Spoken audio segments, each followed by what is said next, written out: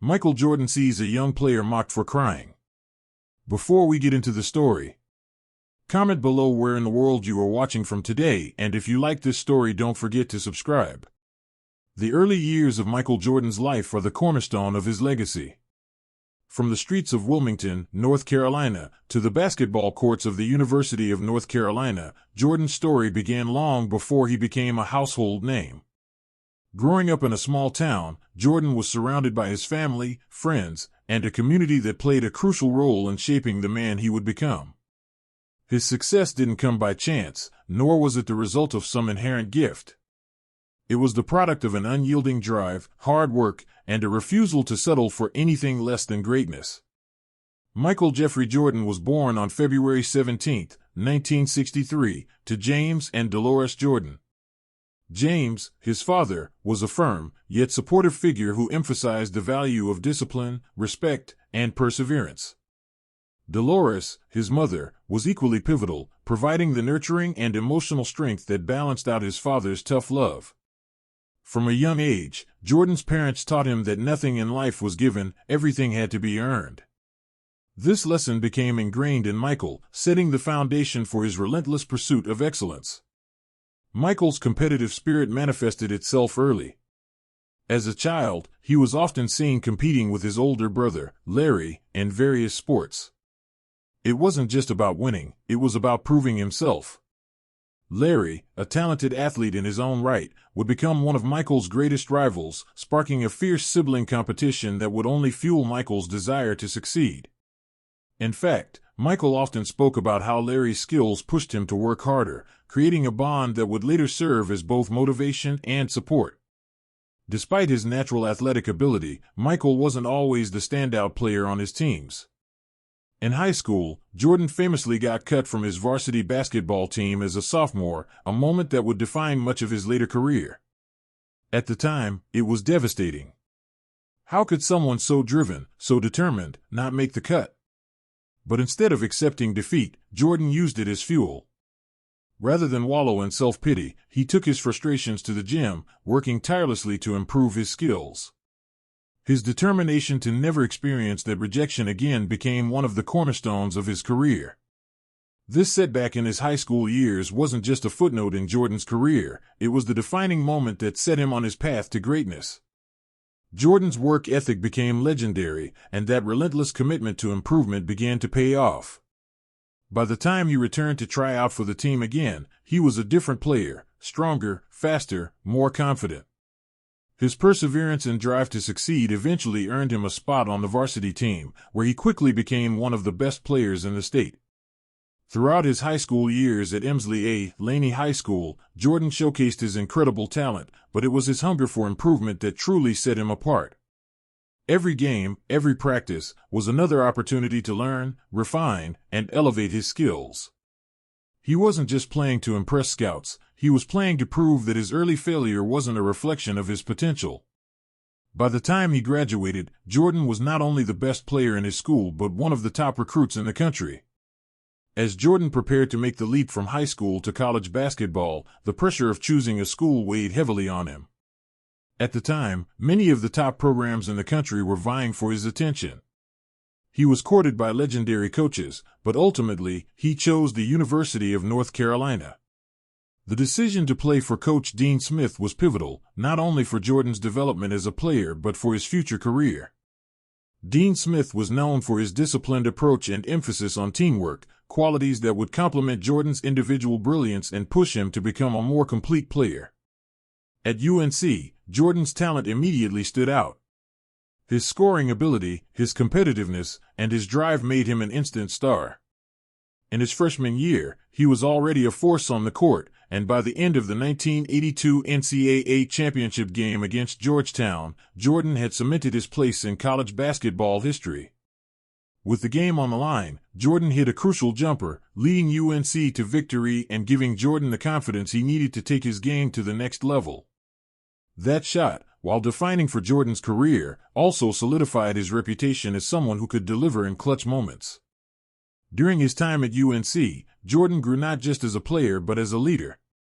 While his incredible athleticism and scoring ability were obvious, it was his understanding of the game and his ability to make others better that began to shine through.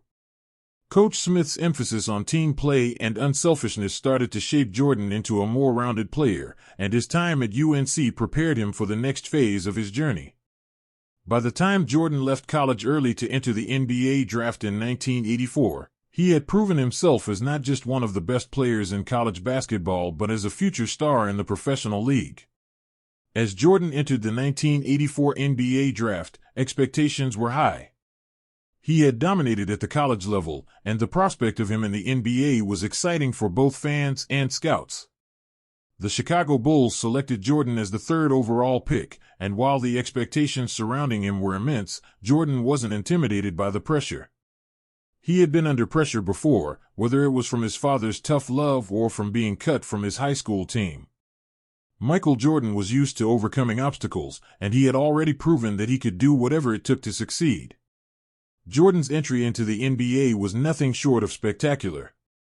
His rookie year, marked by averaging 28.2 points per game, established him as one of the brightest stars in the league. However, while Jordan's individual performance was extraordinary, the Bulls were far from championship contenders. Chicago had struggled in the standings, and Jordan was faced with the task of building a team around him. Though his scoring ability was unrivaled, Jordan quickly learned that championships weren't won by individual talent alone. He needed teammates, and more importantly, he needed a system that could harness his energy and drive. The early years of Jordan's career were filled with highs and lows. There were individual accolades, Rookie of the Year honors, All-Star appearances, but there were also team struggles. The Bulls weren't winning at the level Jordan had hoped for. Yet, Jordan's competitive fire and leadership remained unwavering. He pushed himself and his teammates to new heights, and though the Bulls were still building, it was clear that they had a leader who was capable of carrying them to greatness. Looking back, the foundation for Jordan's greatness was set in those early years. His work ethic, his perseverance, and his ability to rise above adversity were forged in the crucible of early setbacks. The Michael Jordan who would go on to become a global icon wasn't born overnight. He was shaped by years of hard work, lessons learned from failure, and an unrelenting desire to prove that he was destined for greatness. As Jordan's career progressed, it became clear that the journey he started in Wilmington, North Carolina, was only the beginning of a legacy that would transcend the sport of basketball. In the end, the story of Michael Jordan's early years is about more than just basketball. It's about the values of hard work, perseverance, and self-belief. These lessons would go on to shape not just his career but the entire trajectory of the NBA. Jordan's greatness didn't come from raw talent alone, it came from his drive to be the best, no matter the odds, no matter the setbacks. As the series progresses, we will see how this determination carried Jordan to the highest heights of the basketball world, and how the lessons he learned early in life would become the foundation of his unmatched legacy. In 1984, Michael Jordan's leap from the University of North Carolina to the NBA marked the beginning of a new chapter in his career. His college years had shaped him into a player who was not just talented, but mentally tough, driven, and ready to conquer the professional ranks. But the transition from college to the NBA would be a test like none he had faced before. The level of competition was higher, the stakes were greater, and every opponent was looking to prove themselves against the next big thing. Jordan had made a name for himself in college, winning the 1982 NCAA championship and hitting the game-winning shot against Georgetown in the title game. But in the eyes of many, he was still an untested player when he entered the 1984 NBA draft. Scouts and fans alike wondered if he could handle the physicality and intensity of the professional game. While Jordan's talent was undeniable, the questions surrounding his ability to transition were legitimate. The NBA was home to some of the biggest names in basketball, and many were skeptical about whether Jordan could thrive among them. The Chicago Bulls, a team that had struggled to find success in the post-Jerry Sloan era, selected Jordan as the third overall pick in the 1984 draft. At the time, the Bulls were in need of a savior, someone to ignite their franchise and make them relevant again. The expectations placed on Jordan were enormous, but he was accustomed to pressure. After all, his entire life had been shaped by adversity and the need to prove himself. This wasn't the first time Jordan had been told he wasn't good enough, and he was determined to show the world that he was. Jordan's rookie season was a revelation. From the first game, it was clear that he was more than just a talented scorer. He was a complete player, quick, agile, and with the kind of competitive fire that set him apart from almost every player in the league. Jordan's scoring ability was the most obvious part of his game, but what set him apart was his mindset. He wasn't just playing to make a name for himself, he was playing to win, to change the culture of a team that had struggled for years. In his first season, Jordan averaged an incredible 28.2 points per game, a statistic that not only earned him NBA Rookie of the Year honors but immediately made him one of the league's brightest stars. The way he could score from virtually anywhere on the court, his ability to drive to the basket, and his seemingly effortless jumper left defenders helpless. But Jordan was more than just a scorer. His competitive nature meant that he approached every game with a sense of urgency and focus that was rare for a rookie. However, despite his individual brilliance, the Chicago Bulls weren't winning games at the level they needed to be. While Jordan was a singular force, the team around him was still building, struggling to find the right pieces to complement his talents. The Bulls' roster was inconsistent, and their lack of depth meant that Jordan often had to shoulder the entire load. His ability to carry the team through stretches of the season was a testament to his skill, but it also exposed the limitations of the Bulls at the time. Jordan's frustration began to build, not just with the team's inability to contend for championships, but with the challenges of trying to win in a league that was filled with formidable teams like the Boston Celtics, Los Angeles Lakers, and Philadelphia 76ers. But Jordan was no stranger to overcoming obstacles. The struggles of his rookie year would only motivate him more. He became fixated on becoming a better player, not just to win games, but to elevate the players around him. By the end of the 1984-85 season, Jordan's numbers were undeniable. He finished with an average of 29.3 points per game and led the league in scoring, a feat he would repeat multiple times over his career. His individual accolades continued to stack up, but Jordan's mind was already focused on bigger goals, winning championships. The next major turning point in Jordan's career came when Phil Jackson was hired as head coach of the Chicago Bulls in 1989. Jackson, who had previously won championships as a player and had developed a unique coaching philosophy, was the catalyst that would change the course of Jordan's career. Jackson, unlike his predecessors, understood that Jordan was more than just a scoring machine. He recognized that Jordan had the potential to be a complete player, someone who could lead his team to a championship. Under Jackson's guidance, Jordan would go from an elite individual talent to a team leader, the centerpiece of a championship-caliber squad.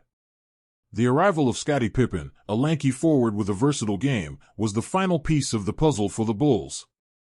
While Pippen was still developing as a player, it was clear that he was the perfect complement to Jordan's game. Pippen's defense, playmaking ability, and versatility made him an ideal running mate for Jordan. While Jordan was the offensive engine, Pippen became the glue that held the team together on both ends of the floor. Together, they formed one of the most formidable duos in NBA history. The Bulls, with Jordan and Pippen leading the charge, began to rise to prominence. They became a dominant force in the Eastern Conference, and by the 1991 season, they were ready to make their mark on the league. Jordan's game had evolved. He was no longer just a scorer. He was now a complete player, capable of creating for others, playing defense, and, most importantly, leading his team to victory.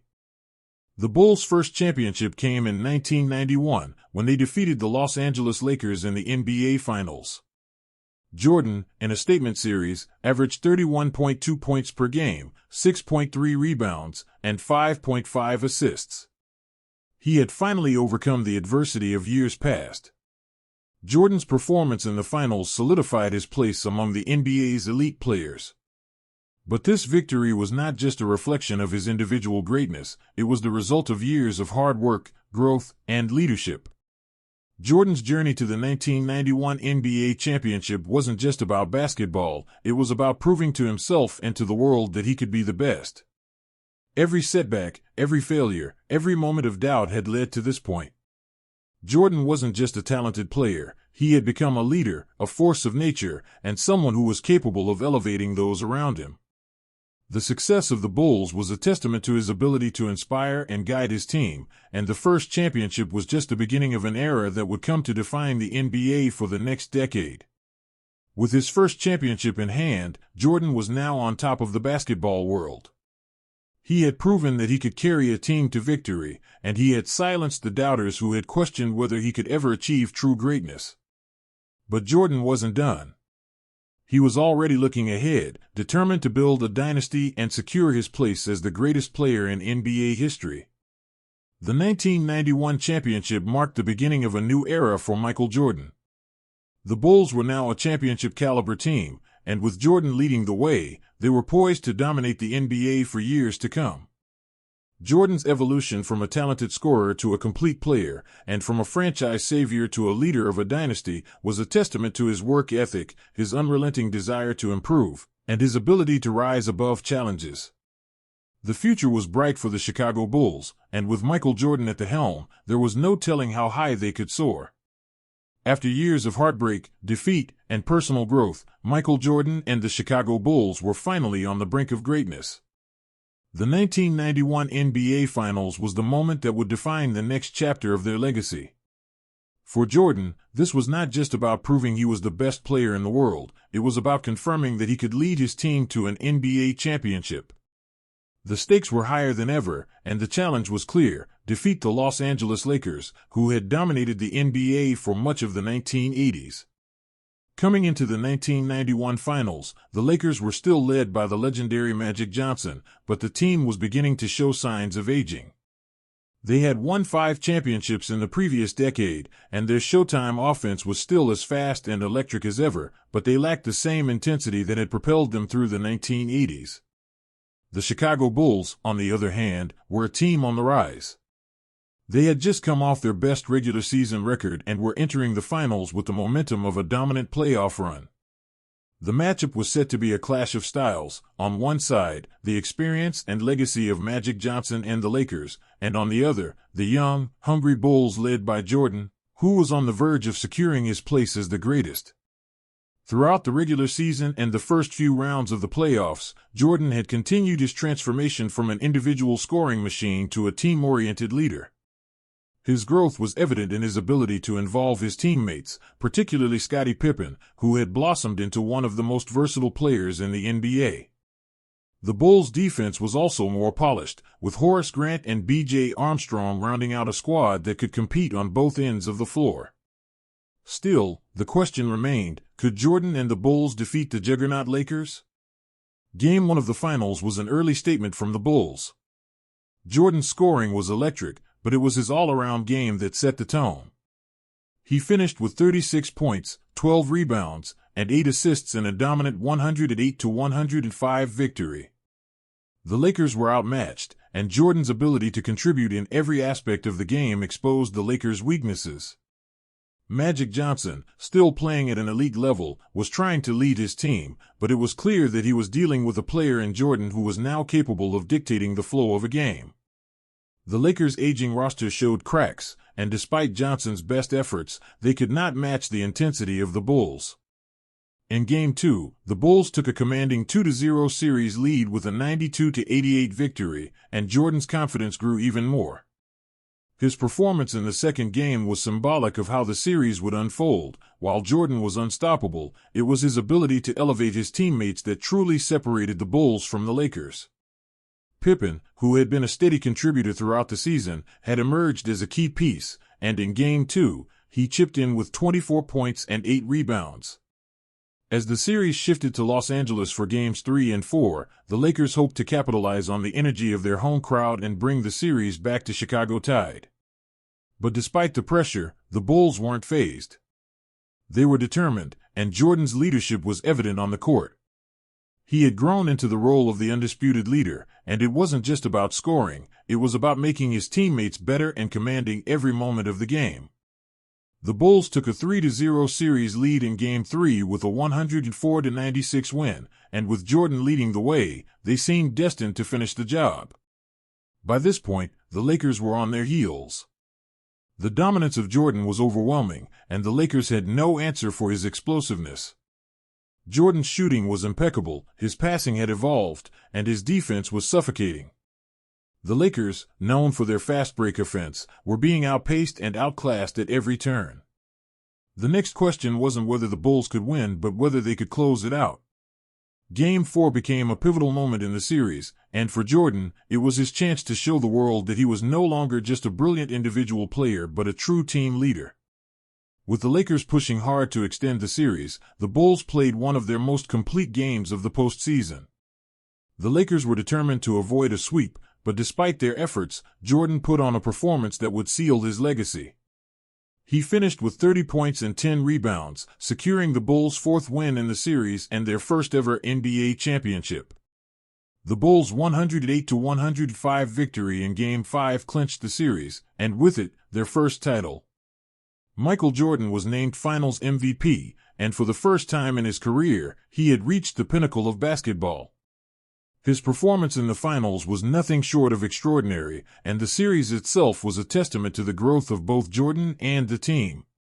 Jordan's relentless drive, his evolution as a leader, and his ability to elevate his team to new heights had finally paid off. But for Jordan, the victory was about more than just the championship itself. It was about proving to himself and to the world that he could be the leader of a championship team. It was about silencing the critics who had questioned his ability to win on the biggest stage. The Chicago Bulls had finally arrived, and Michael Jordan had delivered the ultimate prize. The championship was also significant because it marked the beginning of the Bulls dynasty. This wasn't just a one-time fluke. Jordan had shown that he could take a team to the top, and the Bulls were set to dominate the league for years to come. This victory was just the first step in what would become one of the greatest dynasties in sports history. For Jordan, the sense of accomplishment was undeniable. After years of personal sacrifice, frustration, and failure, he had finally broken through. His critics who had once doubted his ability to win when it mattered most were silenced. But even in the face of triumph, Jordan wasn't content to rest on his laurels. He knew that winning one championship was only the beginning. The victory was proof that he could lead a team to success, but it also fueled his insatiable hunger for more. Michael Jordan wasn't just satisfied with one title, he wanted to build a legacy, and that journey was far from over. The 1991 championship represented more than just basketball glory. It represented Michael Jordan's journey from a young, untested player to an NBA champion. It symbolized his ability to overcome obstacles, silence the doubters, and prove that greatness wasn't just about individual performance, it was about leadership, sacrifice, and the willingness to put the team above all else. As Jordan lifted the trophy, he knew that this was only the beginning of what would become an unforgettable dynasty, and he was determined to carry his team to even greater heights. This victory was the first of many for Jordan and the Bulls. It set the tone for a team that would go on to win 5 more championships in the next 7 years. But no matter how many titles Jordan would win in the future, the 1991 Finals would always remain the moment when Michael Jordan truly became a champion. It was the moment that solidified his place as one of the greatest players in basketball history. The late 1980s was a time of intense transformation for the NBA. The golden era of basketball was in full swing, with powerhouse teams like the Boston Celtics and the Los Angeles Lakers dominating the scene. However, standing in the way of Michael Jordan and the Chicago Bulls were the Detroit Pistons, a team that embodied physicality, toughness, and a defensive strategy that became known as the Jordan Rules.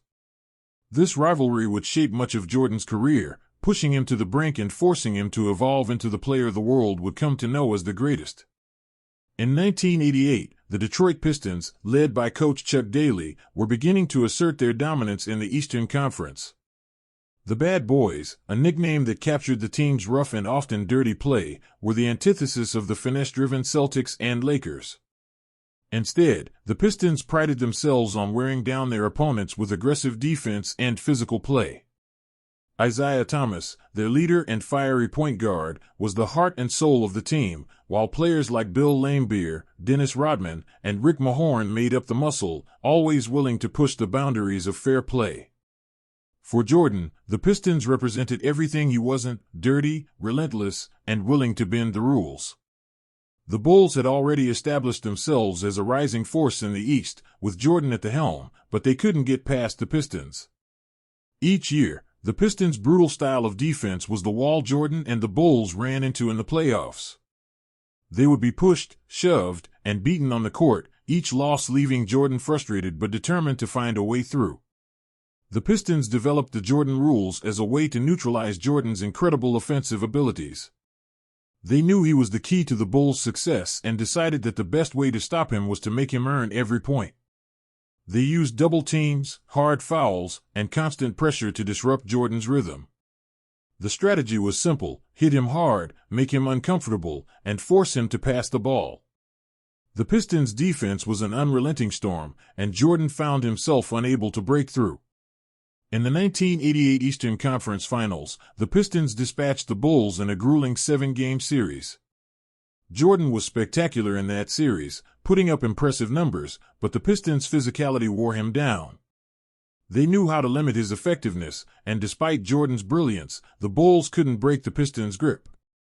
The Pistons went on to the NBA Finals that year, but the defeat for Jordan was a bitter one, planting a seed of frustration and determination. As the years passed, Jordan's frustration only grew. The Pistons were the hurdle that stood between him and championship glory. The 1989 playoffs saw the Bulls and Pistons square off again, with the Pistons entering as the reigning Eastern Conference champions. The series was another brutal battle, one that would test Jordan in ways he had never been tested before.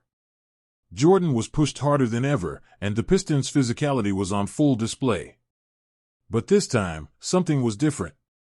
Jordan wasn't just relying on his individual brilliance, he had begun to trust his teammates more.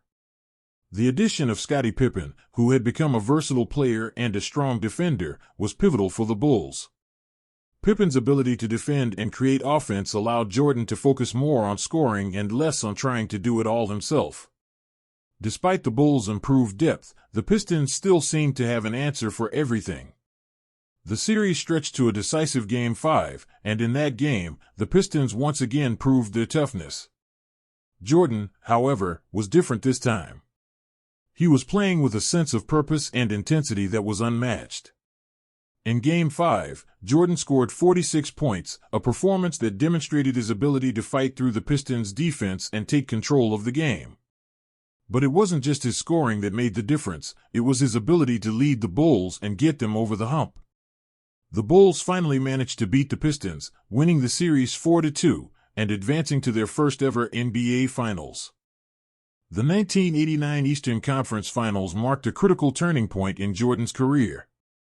He had broken through the wall that was the Pistons, and the victory sent a clear message: Jordan was no longer just an individual star, but a leader capable of carrying his team to success. While the Pistons had been dominant, Jordan had learned from his previous failures. He now knew how to overcome their physicality, how to trust his teammates, and how to be a leader when it mattered most. But Jordan's battle with the Pistons wasn't over. As the 1990 playoffs approached, the rivalry was as intense as ever. The Pistons were still the reigning kings of the Eastern Conference, and they weren't going to give up their throne easily. Game 7 of the 1990 Eastern Conference Finals was a pivotal moment in the history of the Bulls-Pistons rivalry. The game was brutal, with the Pistons once again relying on their tough defense and the physicality that had defined their identity. The game was close throughout, but in the end, the Pistons won the series 4-3, sending the Bulls packing once again.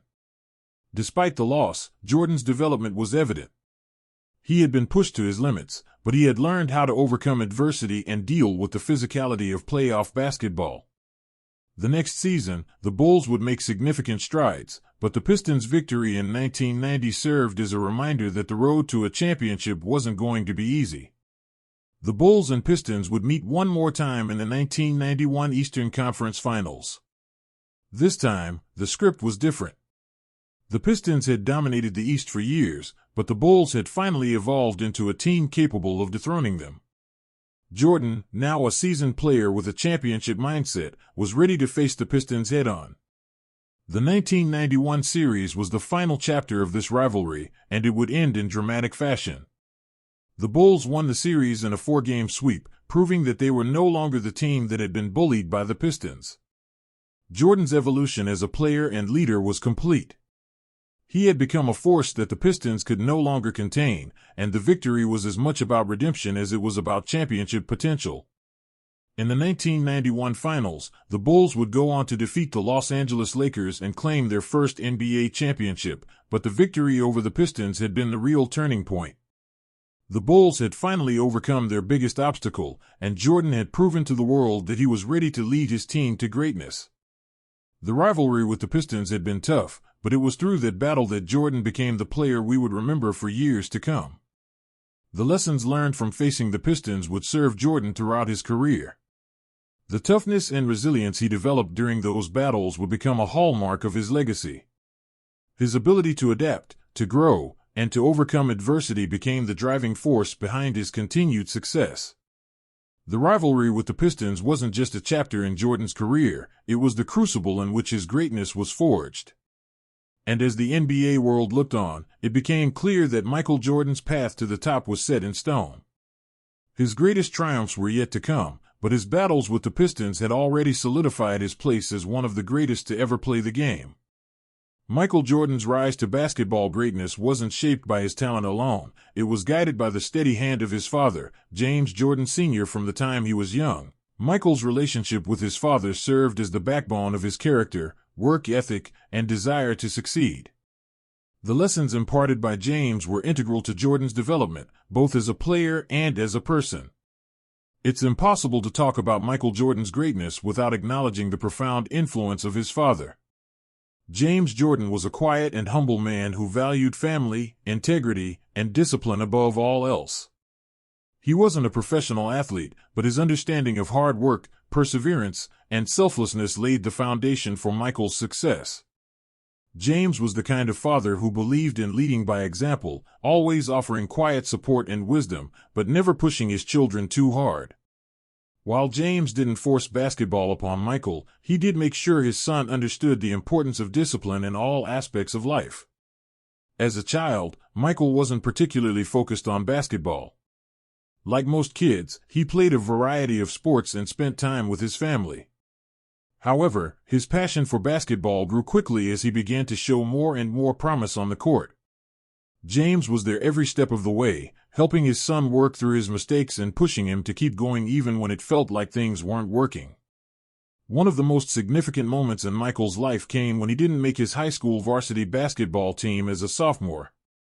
Michael was devastated by the rejection, and it could have easily been the moment where he gave up on his dreams.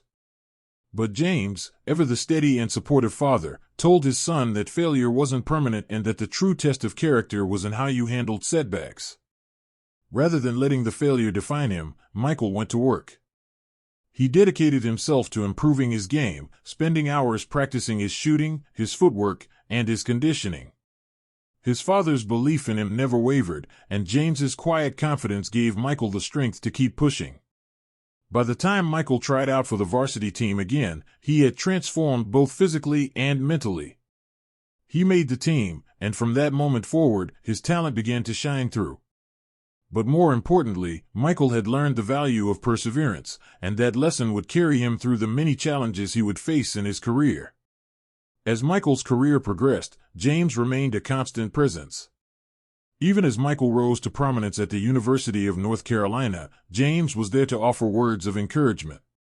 He never sought attention or recognition but took great pride in watching his son's success.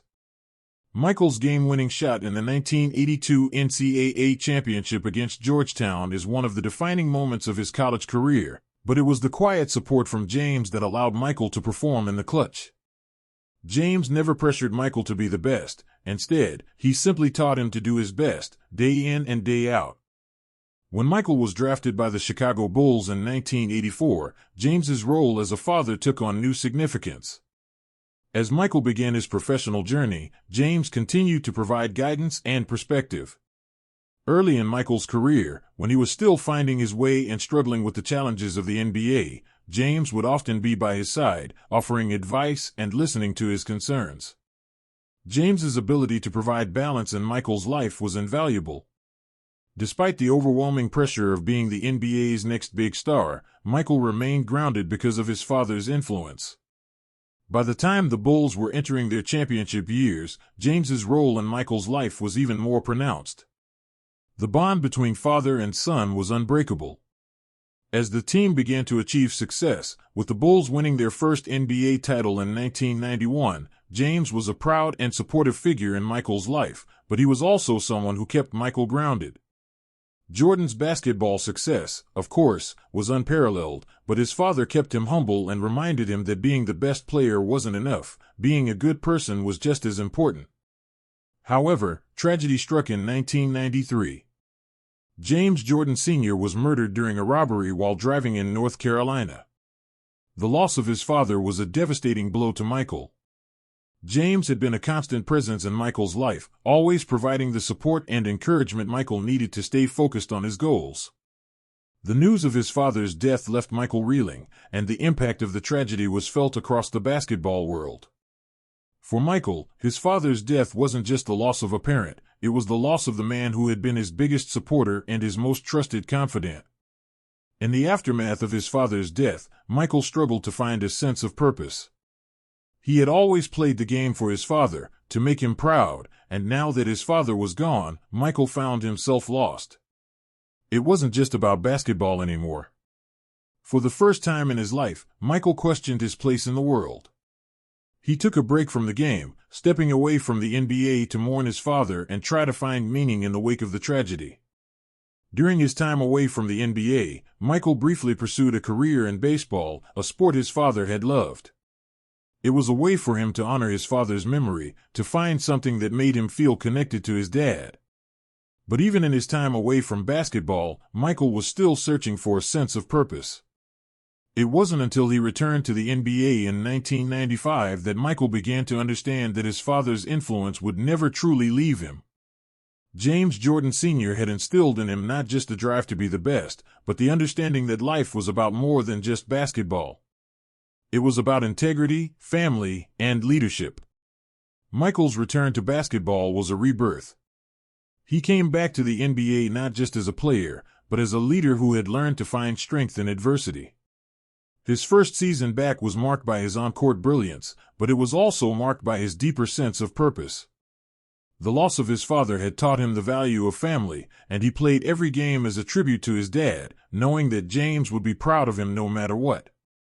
Jordan's return wasn't just about regaining his place at the top of the NBA, it was about carrying his father's legacy forward. James Jordan Sr.'s impact on Michael's career went beyond just the basketball court. The lessons Michael learned from his father about hard work, humility, and leadership were the foundation of his greatness. Even after his death, James's influence was still felt, guiding Michael as he pursued greatness and cementing his place in history as one of the greatest players to ever play the game. Michael Jordan's career, though defined by his on-court excellence, was also a reflection of the values instilled in him by his father. James Jordan Sr. wasn't just the father of a superstar, he was the architect of Michael's character. Through the lessons of discipline, perseverance, and humility, Michael learned what it meant to be not just a great player, but a great person. His father's legacy lived on in every triumph, every championship, and every move Michael made, both on and off the court. The impact of James Jordan Sr. on Michael's career is immeasurable. Without James's guidance, Michael's journey would have been entirely different. It was his father's lessons, his quiet support, and his belief in Michael's potential that set the foundation for everything that came after.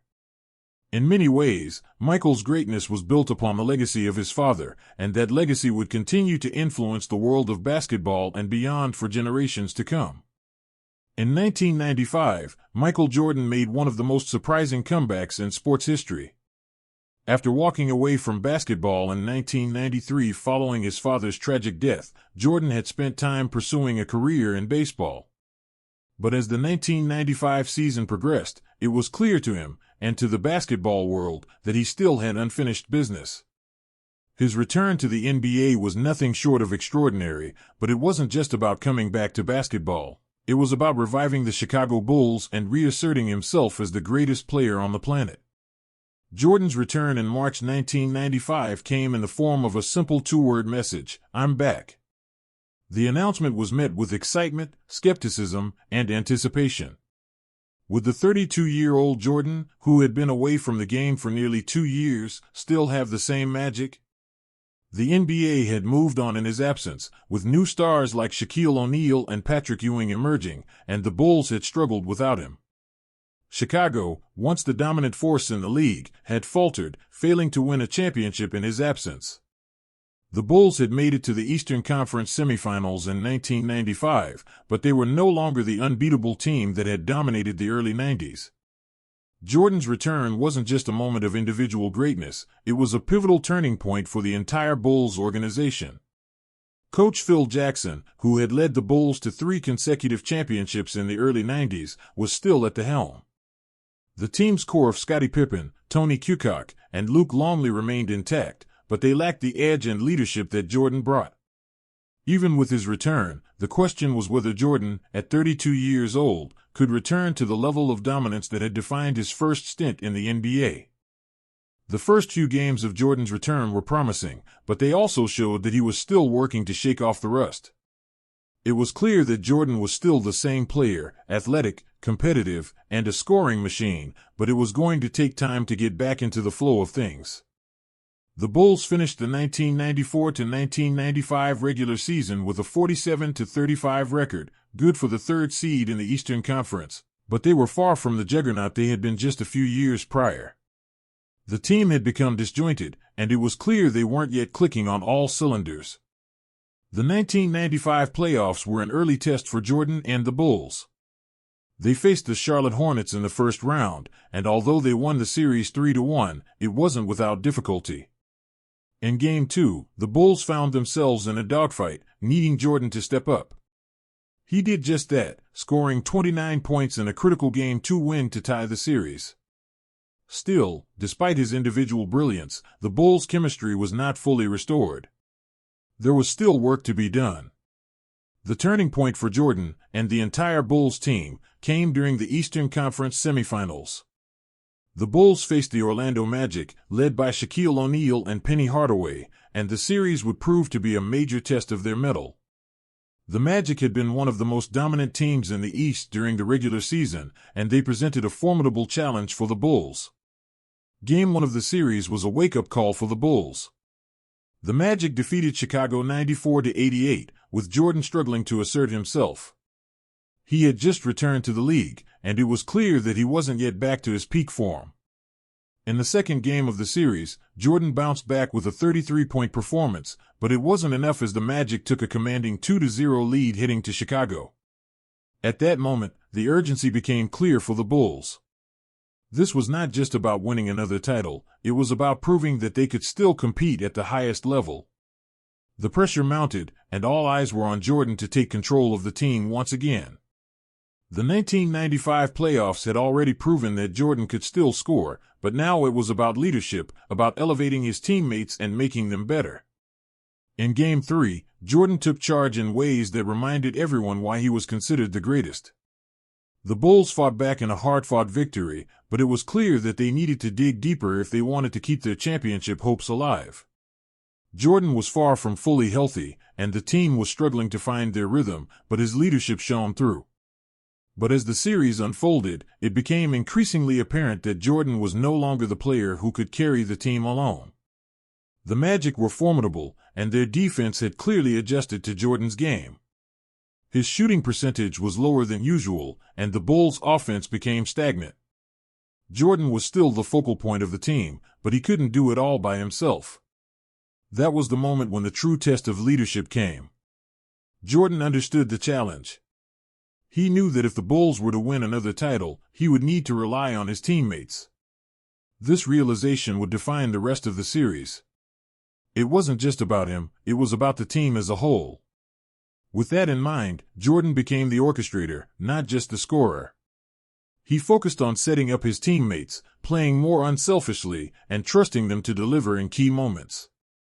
In Game 4, the Bulls came out with renewed intensity. Jordan wasn't just the scoring machine, he was the playmaker, racking up assists and finding his teammates in positions to succeed. With Jordan distributing the ball, Pippen was able to shine, scoring 20 points and grabbing 10 rebounds. The Bulls won 108-102, and the momentum had shifted. Jordan had finally figured out how to play within the team concept, trusting his teammates to make plays.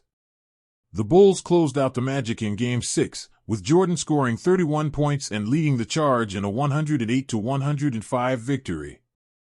The win didn't just prove that Jordan was still capable of leading the Bulls, it proved that, even in the face of challenges, he could still find a way to inspire his team and lead them to victory.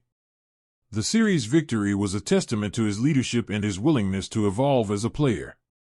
He wasn't just the star, he was the glue that held everything together. After dispatching the Magic, the Bulls moved on to face the Seattle Supersonics in the 1996 NBA Finals.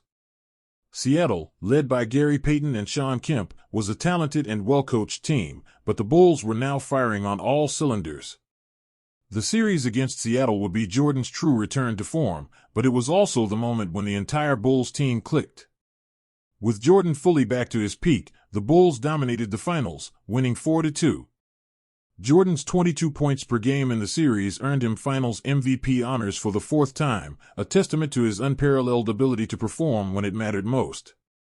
The 1996 championship was not just about Jordan's return, it was about the revival of the Bulls dynasty. The team had evolved beyond just Jordan's individual brilliance, and it had become a true collective. Players like Steve Kerr, Tony Kukoc, and Ron Harper contributed in key moments, and coach Phil Jackson had instilled a sense of balance that allowed the team to thrive.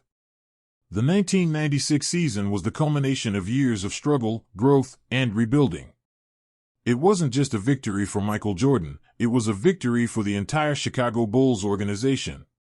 Jordan's return to the NBA in 1995 marked a new chapter in his career, one that would see him reach even greater heights. But the 1996 championship was the moment when he proved that he wasn't just returning to reclaim his throne, it was a statement that the Bulls were back, and they were ready to reclaim their place as the best team in the NBA. By 1998, the Chicago Bulls were nearing the end of their dynasty. The team, led by Michael Jordan, had dominated the NBA for most of the 1990s, securing 5 championships in the last 7 years. Yet, this season, Jordan's last with the Bulls, was different. There was an unmistakable tension in the air. The team had already been through a rocky season with internal struggles, coach Phil Jackson's looming departure, and questions surrounding whether the Bulls could still compete for a title. Despite all of this, the Bulls were still the favorites. They had one of the most dominant players ever in Michael Jordan, but as the playoffs approached, there was a sense that this might be the last time the team would be at its peak. Jordan knew this was it, and his focus was sharper than ever. The 1998 playoffs would test not just the skill of the Bulls, but their heart and resolve. The Eastern Conference had become more competitive than ever, and the first obstacle in the way of another championship was the New York Knicks, a physical and aggressive team with a defensive mindset. The Knicks had been a perennial rival to the Bulls in the 90s, and their confrontations were never easy. New York was known for playing a gritty, tough style of basketball, with players like Patrick Ewing, Charles Oakley, and Allen Houston providing the muscle and scoring ability. But while the Knicks' toughness could throw off any team, the Bulls had Jordan, and there was little doubt that he was the key to getting through this series. The 1998 Eastern Conference semifinals between the Bulls and Knicks was hard-fought from the start. The Knicks had a clear strategy: to disrupt Jordan's rhythm with physical defense. They were relentless, challenging every move Jordan made, pushing him, shoving him, and trying to wear him down. It was nothing new for Jordan, who had faced similar tactics in years past, especially from teams like the Detroit Pistons. The Knicks' defense was effective at times, but Jordan's resolve was unbreakable. In Game 1, the Bulls edged out the Knicks in a tight contest, with Jordan finishing with 27 points and 8 rebounds.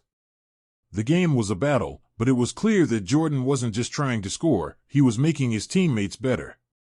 Scottie Pippen was essential in this series, contributing solid defense and playmaking, but it was Jordan who kept the Bulls' offense flowing. However, Game 2 saw the Knicks come back with a vengeance, winning 96-91, as their physicality began to take a toll on the Bulls. Jordan shot poorly, finishing with only 22 points on 7-for-23 shooting. Even though the Bulls were pushed to their limits, they had the experience to bounce back, and with Game 3 in Chicago, they took control of the series once again. Jordan came back with a 54-point performance in Game 4, showing the Knicks that they had underestimated the power of his will. By the time the Bulls won the series 4-2, the Knicks' hopes had been dashed, but Jordan's mental and physical toughness had once again proven that he was a champion. It wasn't just about skill, it was about heart, and Jordan's heart was as strong as ever. With the Knicks out of the way, the Bulls turned their attention to their next challenge, the Indiana Pacers. This was a new obstacle for the Bulls, a team with rising stars like Reggie Miller, Jalen Rose, and Rick Smits. The Pacers were a team that had improved steadily throughout the 90s, and with Miller's clutch shooting and leadership, they posed a serious threat to the Bulls' hopes of another championship. Miller had a knack for delivering in big moments, and his ability to get under opponents' skin made him one of the most dangerous players in the postseason. The series against the Pacers was the most intense test for the Bulls in years. The Pacers were tough, resilient, and talented, and they were determined to prove that they could dethrone the Bulls. The series started with a blowout, with the Bulls taking Game 1 by 15 points.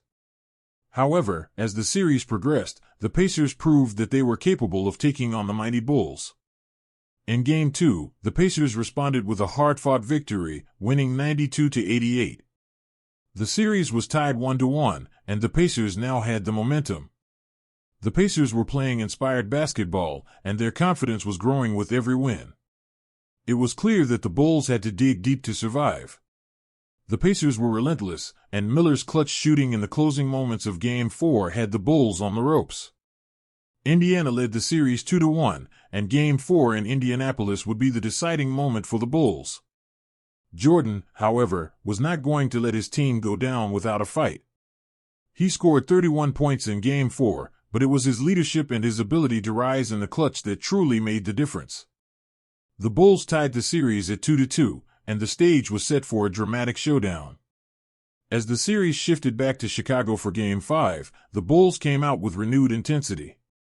The Pacers had shown that they could win without fear, but now it was the Bulls' turn to remind them of their championship pedigree. Jordan led the charge, but it was Steve Kerr who became the unlikely hero. Kerr, known more for his sharp shooting than his ability to make clutch plays, nailed a three-pointer late in the game, giving the Bulls a crucial lead. The Bulls won 96-88, taking a 3-2 lead in the series. The Pacers, however, weren't finished yet. Game 6 saw the Bulls struggle to maintain their momentum. Indiana came out swinging, led by Miller, who was scoring at will. The Pacers pushed the Bulls to the brink, but once again, it was Jordan who took control. With the series tied and the game on the line, Jordan scored 28 points, grabbing crucial rebounds and delivering the final blows. The Bulls secured a 94-88 victory, advancing to their sixth NBA Finals and setting up the final showdown for the championship. The Pacers had tested them in ways no other team had in years, but the Bulls had passed the test, proving once again that their legacy as champions was far from over. Looking ahead to the NBA Finals, the Bulls knew that the road ahead would be just as tough. But Jordan, having already overcome the obstacles of the Knicks and Pacers, was more focused than ever. The end of this dynasty was looming, and the pressure was on to secure one last championship before everything changed. The team knew this was their last shot together. Jackson was leaving, and with key players like Pippen uncertain about their futures, this would be the final opportunity for the Bulls to solidify their legacy. But with Jordan leading the charge, they were ready for whatever challenge lay ahead. The emotional and physical toll of the 1998 playoffs had been immense, but Jordan's leadership and the team's collective resilience had seen them through. As the Bulls prepared for their final showdown, the road to the finals had been marked by determination, grit, and a hunger for one final championship. The 1998 playoffs were not just about winning, they were about solidifying a legacy that would be remembered forever. Jordan and the Bulls were about to enter their final battle together, but they were far from finished. They had overcome everything that had been thrown their way, and with the finals in front of them, they knew that their destiny was in their hands. The 1998 NBA Finals were more than just a series of basketball games, they were the culmination of an era. The Chicago Bulls, once a team on the rise, had become a dynasty under the leadership of Michael Jordan. The 1998 Finals would mark the end of that dynasty, but it would also solidify Michael Jordan's place as one of the greatest athletes of all time. As the Chicago Bulls faced the Utah Jazz in the finals, the stakes were higher than ever. Not only was a championship on the line, but so was the legacy of the team, its players, and most of all, Michael Jordan. The Chicago Bulls had already secured 5 championships in the previous 7 years, and now, with their 6th on the line, they were fighting for a final victory, a fitting end to a dynasty. The series against Utah was expected to be a tough one, as the Jazz had become one of the top teams in the league, led by the dynamic duo of Karl Malone and John Stockton. Both were future Hall of Famers, and the Jazz, despite never having won a championship, were hungry for a title. With the experience of the past seasons, the Bulls were still the favorites, but the Jazz were formidable opponents, and this final series would be no walk in the park. The first 2 games of the series were split. The Bulls took Game 1 with a dominant performance, 84-82, where Jordan showcased his ability to perform in big moments, even with the pressure mounting. The Bulls won Game 2 in Salt Lake City, 93-88, with Jordan putting up another impressive performance. Despite the victories, the series felt far from over. The Jazz were relentless, and Jordan knew they couldn't take anything for granted. When the series shifted back to Chicago for Game 3, the Jazz came out with renewed energy, determined to take control of the series. They were not intimidated by the history of the Bulls, nor by the legacy of Jordan. The series was tight, and every possession mattered. The Bulls had to dig deep, and it was Jordan who once again stepped up. In Game 3, Jordan scored 24 points and had critical assists, but it was his leadership that truly made the difference. He was the player the Bulls relied on to deliver when it counted, and he did so in a 96-54 win. It was clear that this was Michael Jordan's team, and he was willing to do whatever it took to bring the championship home. With a 3-0 series lead, the Bulls were on the verge of closing out the Jazz. However, the Jazz weren't going down without a fight. Game 4 saw the Jazz put up their best effort, and they won the game 78-73, forcing a 5th and final game in Salt Lake City. Jordan's shooting was off, and it became apparent that the Jazz were adjusting their defense to limit his scoring ability. However, it was the resilience of the Bulls that carried them through the struggle. Scottie Pippen continued to play a critical role, contributing both offensively and defensively. Pippen's leadership, along with Jordan's, was crucial to the team's success. The Bulls had now been tested, but they knew they had one more game to win to secure their 6th title. The stage was set for Game 6, with the series tied 3-2, and all eyes were on the final chapter of this dynasty. The pressure on the Bulls was palpable. This was their last chance to solidify their legacy, and they had to go through the Utah Jazz to do it. The Jazz were not intimidated, and with the crowd behind them, they pushed hard, fighting for every basket and every defensive stop. The game was a back-and-forth battle, with both teams exchanging leads and every player on the floor knowing how much was on the line. With just under a minute left, the Bulls were up by a slim margin, but the game was far from decided. It was in these final moments that Michael Jordan once again showed why he was the greatest. Despite being physically exhausted and pushed to his limits, Jordan took control. With John Stockton defending him on the perimeter, Jordan dribbled toward the top of the key, reading the defense as the seconds ticked down. He faked left, drove right, and with Byron Russell guarding him, Jordan pulled up for a jump shot. The ball seemed to hang in the air for an eternity before it swished through the net. The iconic last shot was complete. The Bulls had taken an 87-86 lead, and with just 5.2 seconds remaining, the Jazz had no time left to respond. The buzzer sounded, and the Chicago Bulls had won their 6th NBA championship. Michael Jordan's legacy was now sealed. With this victory, Jordan had proven himself not just as the greatest player of his generation, but as the greatest player in NBA history. 6 championships, 6 Finals MVPs, and a career filled with unforgettable moments had culminated in this final shot. The Bulls had triumphed in what was their most difficult series in years, and Jordan had once again elevated his team to victory. For Jordan, this championship was not just about the game, it was about completing the journey. His father, James Jordan Sr., who had been tragically murdered in 1993, had been the cornerstone of his emotional strength. Throughout the series, especially in the final moments, Jordan was playing for his father. The emotional weight of the victory was evident, as Jordan, who had already secured his place in history, had now fulfilled his promise to himself and to his father that he would reach the summit one last time. The emotions were raw as Jordan and the Bulls celebrated their sixth title. For Jordan, the win represented more than just a personal achievement. It symbolized the hard work, sacrifices, and challenges that he and his teammates had endured over the years. This was the moment that not only defined Jordan's career but also the legacy of the entire Chicago Bulls team. From being counted out to winning the ultimate prize, the 1998 championship marked the end of an era. With the final whistle, there was a sense of closure. The dynasty was officially over. Michael Jordan's place in basketball history was secured. He had achieved everything there was to achieve: 6 championships, an unparalleled level of dominance, and a legacy that would be remembered for generations. But there was also the reality that this team, the team that had dominated the NBA for so long, was coming to an end.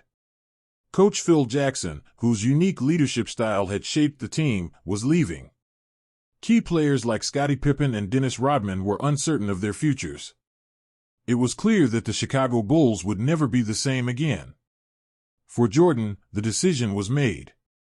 He announced that he would retire for the second time in 1999.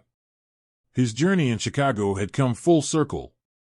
He had accomplished everything he set out to do, and now it was time to move on. The end of the 1998 season marked the conclusion of one of the most storied dynasties in sports history. The impact of Michael Jordan on basketball and the world of sports was immeasurable. His legacy went far beyond his on-court accomplishments. He had transformed the game of basketball, bringing global attention to the NBA and elevating the sport to unprecedented heights. The Jordan effect was real, and it influenced countless players, from the way they approached the game to the way they marketed themselves off the court. Even as Jordan stepped away from the game for the second time, his influence remained.